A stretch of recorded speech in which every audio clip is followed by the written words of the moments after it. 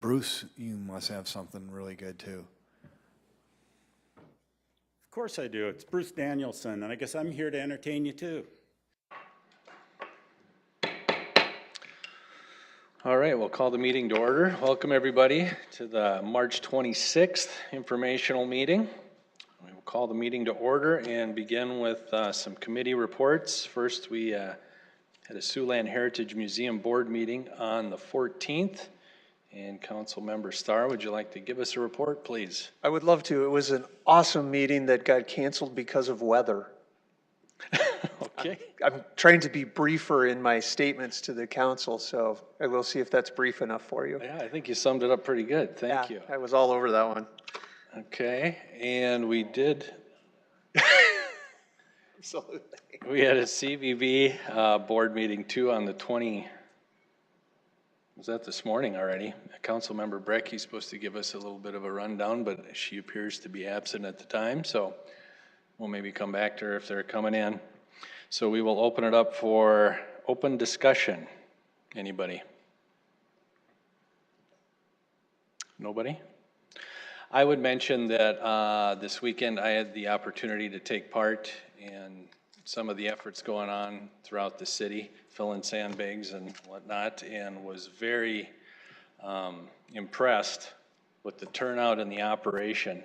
I was there for a few hours down at Sherman Park, and it was just really fun to see how many people came out, and shifts were coming and going, and just a huge crowd down there. Everybody was in a great mood and met a lot of fun people, and it's just kind of, it's too bad it takes things like this sometimes to bring everybody out and see each other and get to know the spirit of the city, but I saw it on Saturday when I was out there, so it was very, very heartening. So thought I would mention that and thank all of you that are out there watching or listening for your efforts. So if that is it for open discussion, we will move right into the presentation. We have one on redevelopment land sale process with Dustin Powers, so come on up.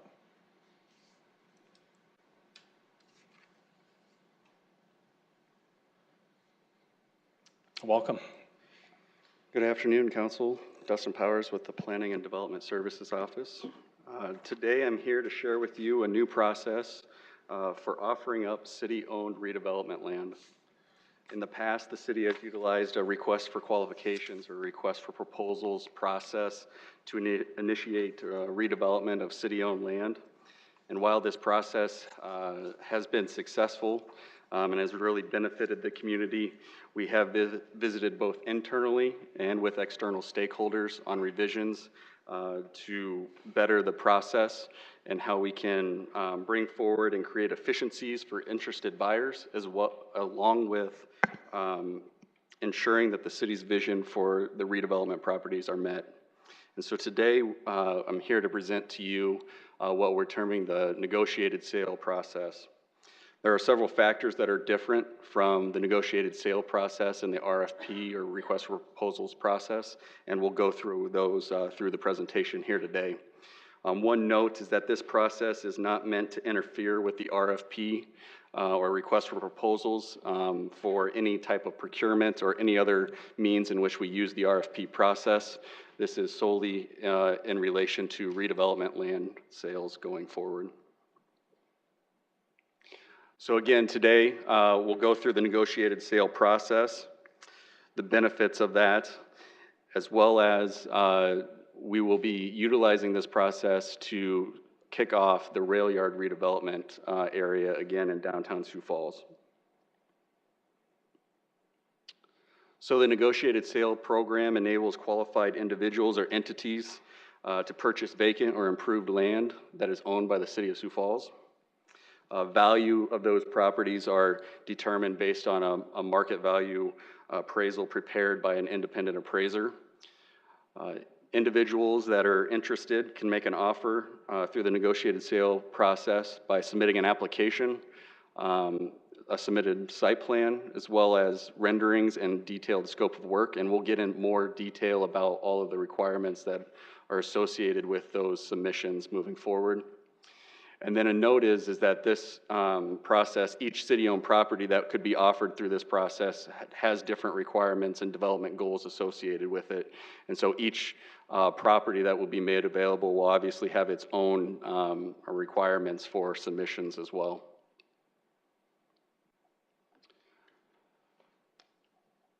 First, we'll take a look through the negotiated sale process through the slides here, and then I will take us to our website to really show how this is set up and how it will work with the public and the proposers that would come forward. We will begin by listing properties that we have available for sale on this webpage at siouxfalls.org/business/real estate. Proposers will submit an application, an acknowledgement form that's specific to each individual property, along with a site plan and renderings of the project. The application will require information about the offer for the property, the project itself, the project team and their qualifications, as well as budget, financing, and other details, and we'll go through some more of those here soon. The acknowledgement form is a form that shares information about the specific property and the requirements associated with that specific property. What that form does is it details all of the information that they need to review prior to submitting a proposal for the said property. Once the application and the information has been submitted to the city, they'll submit those through the Planning and Development Services Office. The Planning Development Services staff will review those applications based on their qualifications and the requirements outlined on each individual property.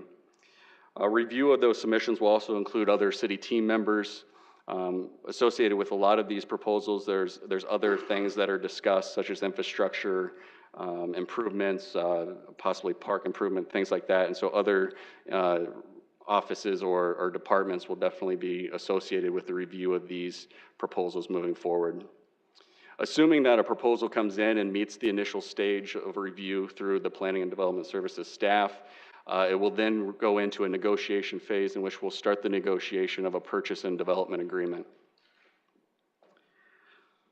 Proposals that meet the requirements associated with the property will begin the negotiation phase, and at that time, council will be notified of the developer, the specific site, and the general concept of what's being brought forward. Renderings and other information will be shared as the negotiation process moves forward, and both the city and the developer are comfortable with sharing. As we move through negotiations and during those negotiations of those agreements, there are items that typically get worked out or changed throughout that process, and we want to make sure that we're bringing forward an accurate depiction of what the project's going to be. Upon completion of the negotiation phase, we will be coming to a City Council informational to present the entirety of the project and the agreements, and of both the purchase and the development agreements, all of the details of those. An ordinance approving the surplus of the city property and an ordinance approving the surplus of the city-owned property, as well as the purchase and development agreements, will also be brought forward via an ordinance to City Council for formal consideration. So with this negotiated sale process, the process for the items to come forward to City Council remains the same. We're still going to bring the information forward to you via informational, share information on the project and the details of those agreements, and then we'll still be bringing forward an ordinance to surplus the property, approve the purchase and development agreements. The only thing that's really changing with the negotiated sale process is how we have the property made available on our city website and how we're taking in and reviewing those proposals moving forward. One additional step that we are going to be looking at with this process is how we close on the property and when that takes place. So ultimately, when the purchase and development agreements are approved by council, that agreement will set forward when the closing occurs. And what we want to make sure in those agreements moving forward is that before closing occurs, that there are firm financial commitments in place before we actually close and transfer the property. So again, those details will be outlined within the purchase agreement moving forward, but it is something that we want to make sure that we have the security of these projects moving forward before we actually transfer the property. So what are some of the benefits of the negotiated sale process? One is, and maybe the biggest, is the timeliness of the process. The negotiated sale process will allow for potential buyers to bring forward projects that can be reacted upon quickly by the city staff, and that can be considered shovel-ready. And what I mean by that is that obviously when we have these lengthy processes and hard deadlines for these previous processes which we've used for selling city-owned property, that limits the ability of certain individuals to bring something forward. It also creates a gap in when actually we're making the, they can actually acquire the property from us. And so the timeliness of the review and the collaboration with them is something that this process definitely benefits. And we can say that these properties are shovel-ready. Open-ended process, what that means is that we're not closing the process. This land will be made available on the city's website until it's sold. So there's no hard deadlines with this. Individuals can submit. In the case of the rail yard property, we obviously have a larger chunk of land. If we're working with someone on a small portion of that, all of the remaining land is still available for anyone to come in at any time and propose on. So again, leaving the process open. Collaborative process is just our ability to coordinate and communicate with the proposers in the upfront as well as throughout the process after they've submitted. So again, just a little bit more open process with how we communicate with the developers. Consistency with the private market. By doing all these things, having a timely, the timeliness of the process, being open-ended, and that collaborative process is a little bit, is more consistent with how the private market deals with real estate. If we have a property listed on our website, it's available. It's similar to how you would buy a residential or a commercial property. We would have that property available. You can call, you can talk to that person, see what the conditions are, submit a proposal. So again, we're asking for a lot more with these types of redevelopments, but a little bit more consistent with how the private market works with how property is being sold. And then marketing to a greater audience. This allows us to work with some of our partner organizations to market the property for development.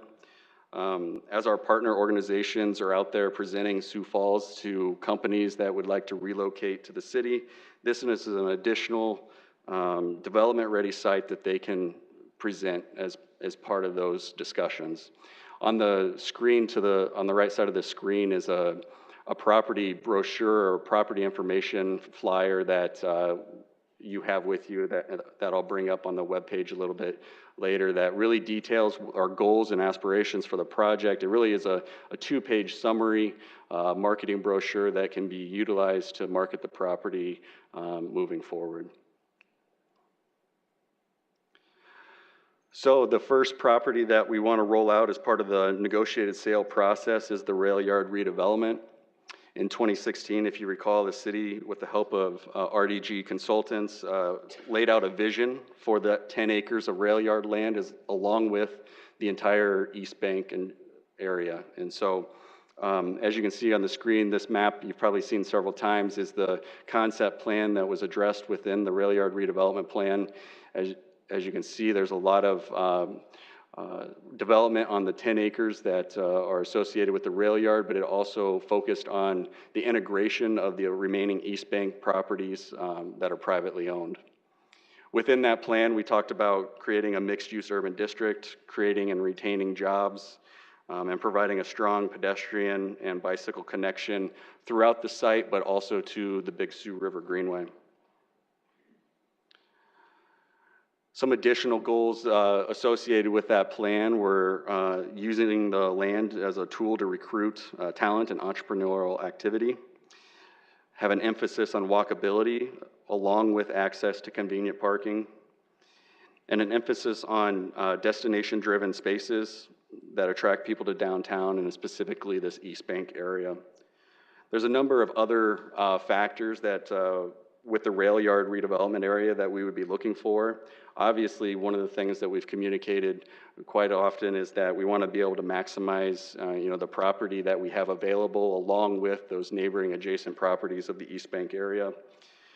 We also want to work with developers that can complete construction within a timely manner. And so one thing with this is that we want to make sure that projects that are coming forward are vetted and viable and ready for construction in a timely manner. And so we want to make sure that the projects and the submissions that are coming in are also meeting that desire. There's additional requirements that are associated with the rail yard redevelopment. Obviously, when we purchased the land through Burlington Northern Santa Fe, there was a number of requirements associated with that agreement. We also have agreements with SHPO that had some historic features that needed to be addressed. And several other agreements. We also have an environmental overlay district over the rail yard area. And then again, any just of our normal city requirements. So this is in the downtown PUD. What are those standards? Other design standards that we have, whether that be architectural or engineering design standards, are all things that we would be reviewing as part of submissions as part of this process. So again, we believe the negotiated sales process will create efficiencies for interested buyers that are interested in any property that we have, but specifically the rail yard redevelopment at this time. And while doing that, we're still ensuring that the city's goals and visions are met for the rail yard redevelopment area. So I do want to walk through how people can find what properties we have available through the City of Sioux Falls website and the negotiated sale process. So there's two ways in which to reach this. One is you can go directly to siouxfalls.org/business/real estate, but I'm going to take you through Sioux Falls just so that we can show everyone how to get there. Once you bring up the City of Sioux Falls website, business is located on the top right, and if you click there, that'll be where you'll find available real estate that the City of Sioux Falls has available. If you click into that page, it'll bring up the negotiated sales process. So this will be where we can list any city-owned property city-owned redevelopment property that we want to list under this process. Right now, we'll obviously have the rail yard property listed. What you'll see is there's a program overview, which is essentially a summary of what I've presented to you today. So I'm not going to bring that one up for us to take a look at. We do have an application form that I'll bring up here. So this will just show you a little bit more of the detail of what we're asking for. We're looking to see what property you're interested in, where it's located at, what is your offer, so what are you offering for the property, buyer information, project description, so that the detailed work scope of work that you plan to do with this project, the development team and their experience, so who's involved with this project and what are their qualifications to do this project, what are some potential projects or similar projects that they have done in the past, project budget and financing, so what is their overall budget for the project and how are they going to structure the financing for this project moving forward. Job creation, are they creating new jobs, are they retaining jobs, what does that mean for this project? Estimated time of schedule, again, this is a focus of emphasis that we want to detail. We want to make sure that they're presenting something that's going to be completed in a timely manner. And then there's some city policies and just certifications here before they sign and submit their application. So again, with this application, they're still required to submit a site plan and some project and renderings of what the project would be. So the program overview and the application are the same for any project. Any property that's going to be posted on here, that would be the same. What would be different is what property is available. So right now we have our rail yard property listed out there. What we have first available is a property brochure. What this is that's that document that I had on the slide that's really a summary of the property and what we're looking for. So in this case, the rail yard redevelopment area details, property description, our goals that we addressed within our rail yard redevelopment plan, some general information, We do have out there a number of parcels that we have identified. What we're saying with this, though, is that we're not subject to these parcels. These aren't officially platted parcels. What we've done is we've shown these for illustration purposes, just to let you know what type of acreage is available and in what location. On the back of that flyer, we just have another panoramic view of the downtown East Bank area associated with the sites. A number of improvements that were addressed that we would like to see within the rail yard redevelopment. So one of the main things within the rail yard redevelopment, again, were the local access and streets, the connectivity throughout that, and the infrastructure needed to make that happen. And then there's been a number of things that the city has done since we've purchased the property to make the site more development ready.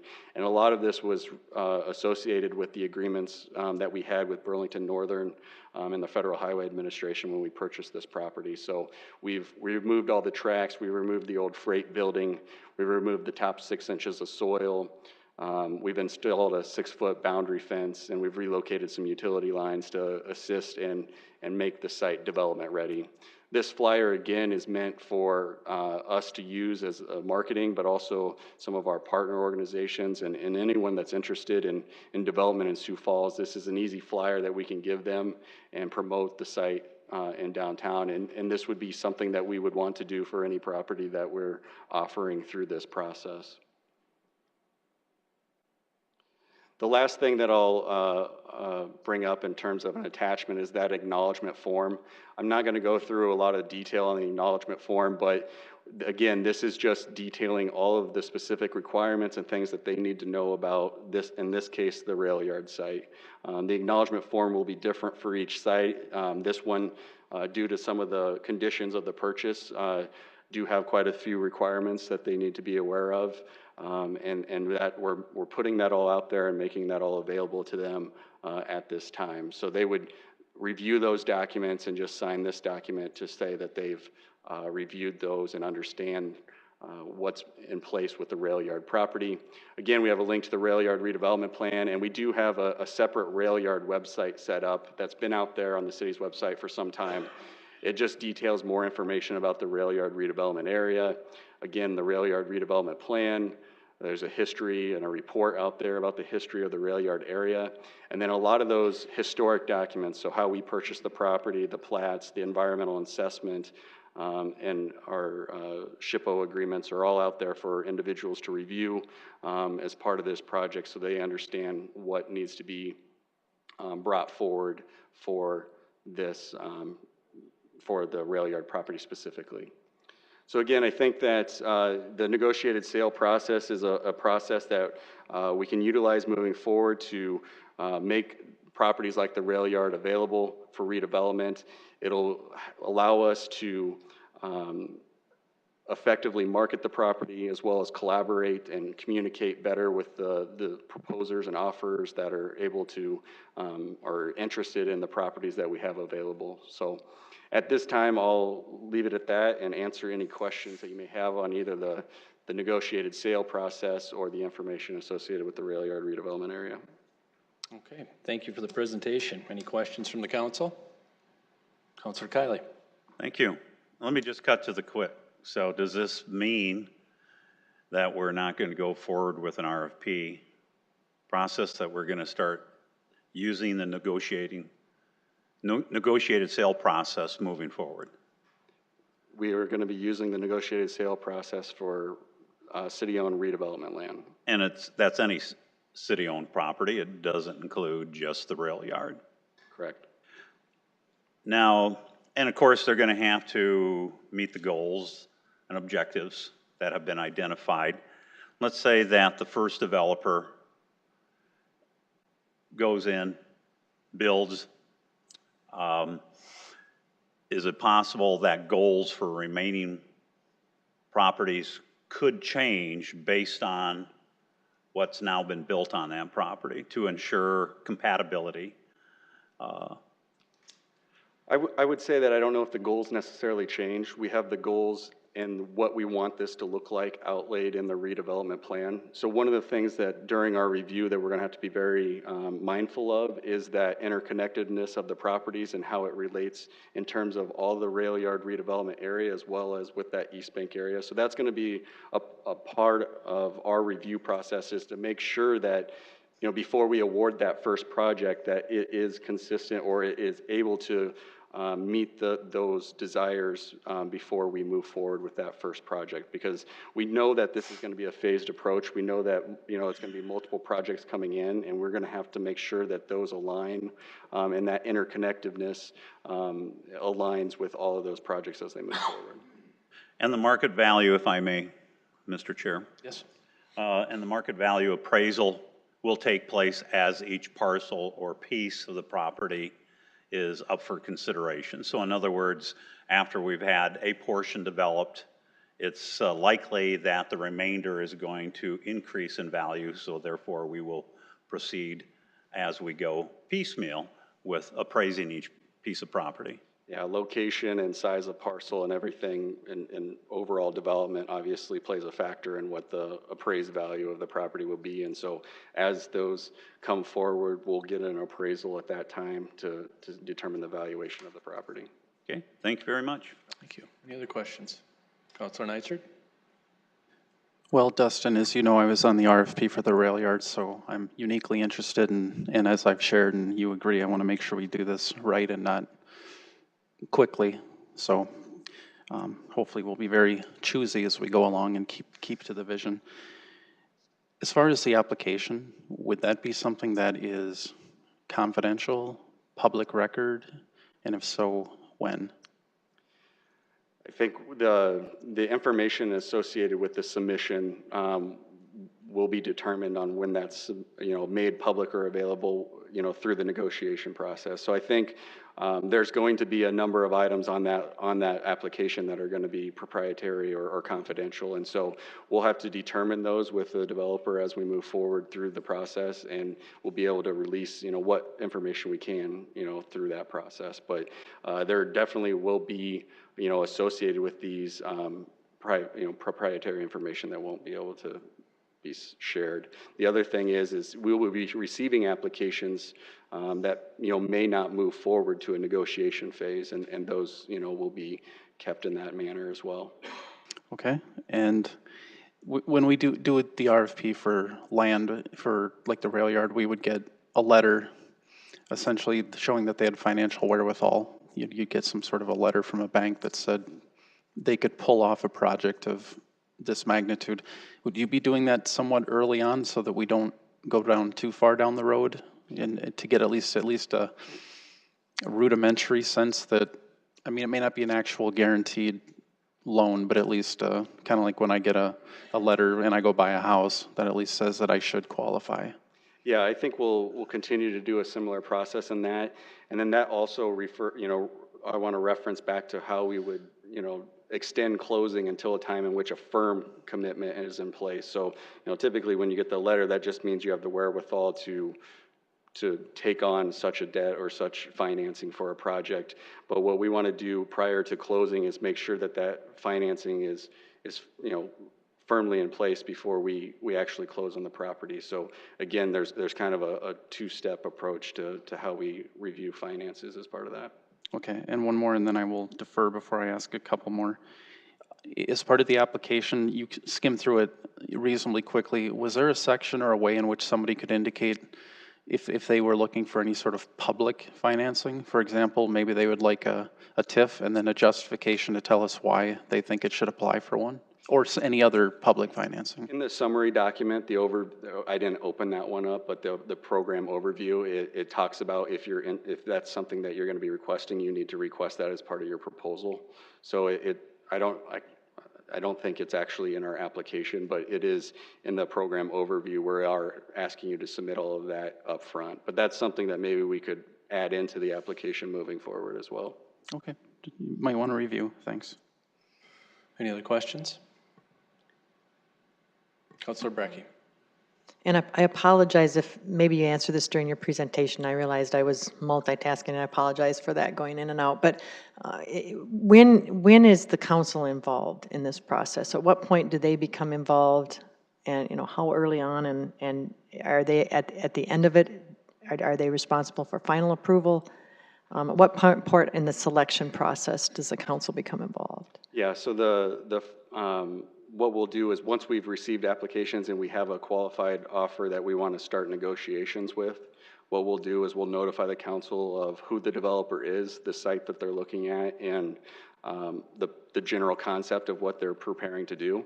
And then as we work through negotiations of that and we're more comfortable with, you know, how things are aligning with, you know, there's no longer going to be changes to design, things like that, then we can then begin to share more information throughout that process. But ultimately, we will still have an informational presentation once negotiations are completed to share with you all the details of the project, the purchase and development agreement details, and then an ordinance would have to come forward in front of council as well to surplus the property along with approving the purchase and sale agreement. So we're not changing the process in which how we've ever sold or these parcels of land in the past.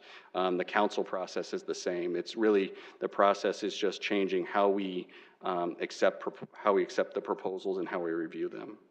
And I would just note, you know, we've been having really, I believe that the council appreciates the legal briefings that we've been having with Stacy Koistra, and of course, contract negotiations is a reason that you can have a closed session.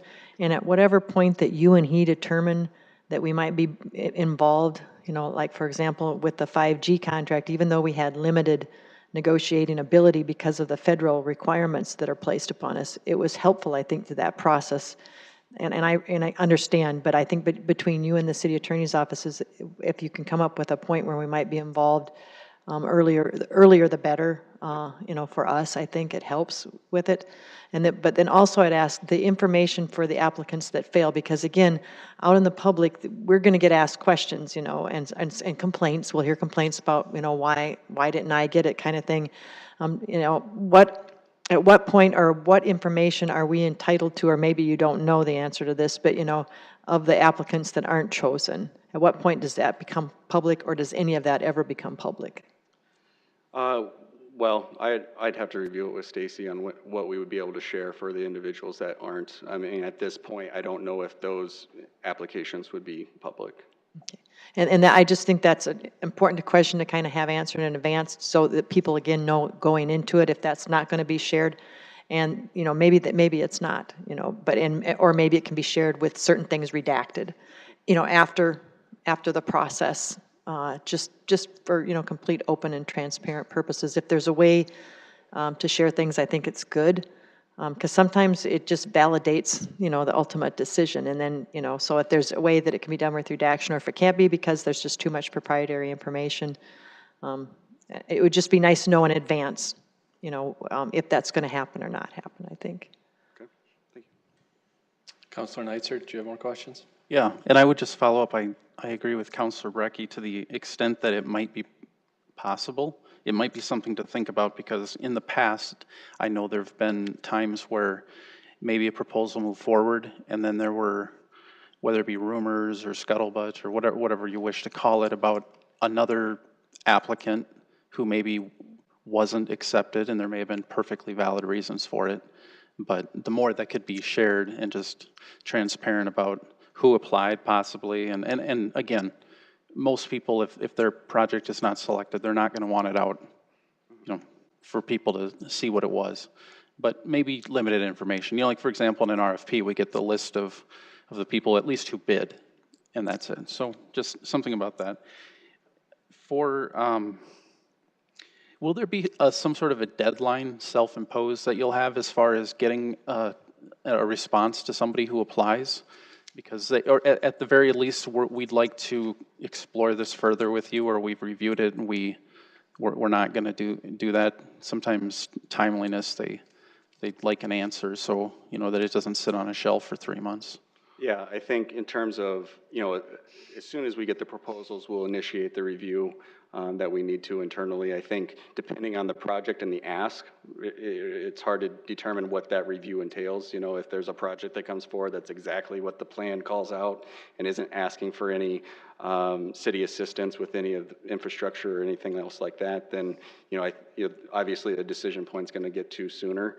But ultimately what we want to create with this process is as those come in, we want to be able to respond in a manner that's acceptable to the development community. So we will make sure that we start that review process very early on, as soon as we get all the requirements of the submission. Sure, and it just might be communication and touch points. Yep. We've got it, we're looking at it. Complicated, we'll get back to you. My last question is this the only one that is out there right now, the only piece of property? Currently, yes, this is the only city one property that's available through the process. Have you, we've kind of gone in circles with like that triangle piece of property where, have you thought about that one? There's multiple other pieces of property that the city owns in downtown specifically. Obviously, there's other areas of town as well, but most of our redevelopment projects have occurred in the downtown area, at least over the last 5 to 10 years. And so I would say that there's opportunities to make those properties available. Obviously, we want to see what we have as a plan for each of those properties and what we would be requesting for a potential developer. And we're consistently approached by other developers that see a city property that maybe we're not even thinking about as well. We have surface parking lots downtown or other parcels downtown that maybe we're not thinking of. But this process, again, if we were not to have any city property listed, at a certain given time, it still has my contact information out there. They could start a communication with the city of Sioux Falls saying that, we're interested, and we could definitely take a look at that individual property and see if it would make sense for the city to make it available through this process for redevelopment in the future too. So again, we obviously will identify properties as we move forward that can be made available, but there's also the opportunity for properties that maybe we're not considering right now that could be brought forward to us from the private side as well. Okay, and my last comment, could you send us, and I haven't had a chance to look it up, the SDCL regarding any requirements as far as selling property? Because I think we discussed, I think it changed maybe in the last year or two. Are you talking about what? It used to be 90% of appraised value, and I think there's some different parameters that we can go by. Yeah, originally for a long time we were required to sell property at 95 or 90% of the appraised value, and that requirement has been lifted. So we have to get an appraisal, a valid appraisal for the property, but we don't necessarily have to stick to the 90%. And I can find that for you. Yeah, I'd like to get the SDL citation. Yep. Thanks. Okay. Councilor Starr. Yes, thank you, Mr. Chair. Mr. Powers, one of the things, almost giddy, we have a new acronym in NSP by the time we're done, so we can at least throw out another acronym for us to try to figure out where we're headed. And I think Councilor Knight said, I want to follow up a little bit on what he said. Is this our process, or is there something in statute that allows us to go through this process or spells it out, or any other thing other than we're putting these parameters together? Well, there's really 3 ways in which you can sell real estate. One is through auction, one is through a closed sealed bid, and another is through listing with a registered broker. Our real estate office has a registered broker, and that's essentially how we're making this property available. And they'll be associated with, obviously, the purchase of the property, so they'll be the ones that'll actually assist with the closing of the property when that happens. But the details associated with how the property's posted on our webpage, the qualifications that we associated with that, our rail yard redevelopment plan in this case, but any other redevelopment plans, those are all things that from a planning office that we're focused on, and we're focused on doing under our job duties. And so with that's really how we're handling this process. Is we have the ability to list it with our own broker, and then we have the ability to create kind of that review, and what we're requesting. That process is really what's been new to how we're doing it. So Yeah, I guess, and because I'm looking at this for the first time, I guess one of the things that I'm trying to, do we need to formalize the NSP in ordinance to put the rules in place on how to do this from a policy standpoint, or do we just kind of freelance these deals as we move forward and adjust to give you the flexibility to do that? And my first review or thought process of this is I'm leaning to this might lend itself to an ordinance that formalizes the process rather than to just kind of work our way through it. I got to think through that process a little bit. I'm not as good as I used to be about deciding on those things when we first get this information. So it's something I think we will want to discuss, or at least take a look at from a policy and strategic way moving forward. So more of a statement than a question. So thank you. Any other questions? Is there an opportunity through this process, I don't know the best way to put it, to be maybe, let's say, flexible price-wise, in that, let's say you had an opportunity where a company was coming to town, there was an opportunity, maybe a headquarters from out of state or that type of thing. I don't know if price under the market value is quite the right way, or flexibility, or, you know what I mean? Is there flexibility that way for if people were coming with bids like that? I can, yeah.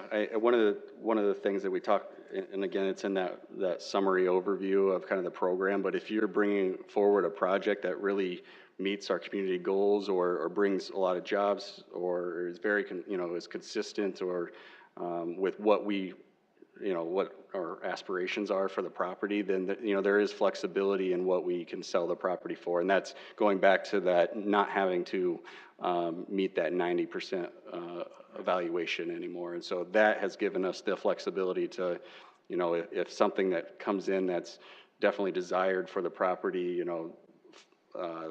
the price can obviously be something that's negotiated as part of that project. Okay, so thank you. That Councilor generated Brecky. one more question for me. So in this process, I was gonna ask you, so how do you compare apples to apples? And maybe what you're saying is in this process, you don't necessarily have to compare apples to apples. You're not trying to, you're trying to get the best overall concept. We're trying to get the best overall concept for the property that's consistent with what we've laid out as our redevelopment plan for the rail yard area. And so some of that may detail what we get in terms of purchase price, or what's asked for in incentives, or other negotiating factors that are associated with the project. But it's going to open it up to a broader, for lack of a better term, creative approach for the potential developers, Yeah, right? yeah, Because they're not going to be compared, it's not going to be compared based on cost, right? Well, they're going to prepare a proposal based on cost, if that's what you're. But again, it's not like low bid situation. No, You're not going to review them that way. You're going to review it on best concept. We want the for best, lack of a- the biggest, or the best use for the property. Yep. We want to maximize the real estate that we have available as part of this. And again, it just generates one more sentence. I think it is going to be important then that's some sort of disclosure of the competing ones, because there is going to be it'll be better if the public knows that has some information about what the competitors were, some sort of to the extent that you can make it generic, because it does give broad discretion. But I get the creative benefit from that, the highest and best use kind of situation. We want the highest and best use, but we're still going to get an appraisal for each individual property, and we'll understand what the property is valued at. Another thing with the rail yard property specifically is that we did purchase this property with federal highway dollars, and we will, still need to be good stewards of the property and what we, retain as future purchase prices of the properties moving forward, because those funds are then dedicated to other federal highway eligible projects within the city of Sioux Falls. So there's other things, again, but we do want to be flexible. You know, again, when we laid out the rail yard area, we identified parcels, but we want that to, you know, we don't want that to hinder anyone's creativity with the redevelopment area. That's really, that plan is really a guide and a concept that we want to try to pull out as much as we can to accomplish, but we do want, you know, to find the best use possible for the site. And I guess what I was trying to say and didn't say very well is that very use of discretion is the kind of thing that can be criticized, which is why the more you can disclose in a way that doesn't, you know, that doesn't cause problems for the guys that are proposing, I think the better. Yeah. Okay. Anybody else? All right, thank you very much. Thanks. We'll move along to open or public comment. If anybody has any public comment on today's subject, you're welcome to come forward.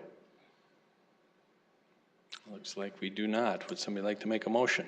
I would, Mr. Chair, but I didn't know if Councilor Breck, you wanted to go back in that part of the agenda. I know we're usually a little more informal with the CVB bid report, but if not, I would make the motion to. Did you want to give a report on the CVB meeting?